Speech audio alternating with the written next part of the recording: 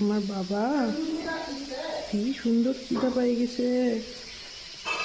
মা নাই তো কি হয়েছে, মাসি খাওয়াবে ওটা। তোমার মা অনেক দায়িত্ব দিয়ে গেছে, আর খাবা না? পেটু ভরে গেছে রে। ওরে আমার সোনা গপ গপ করে খাচ্ছে রে বাবা।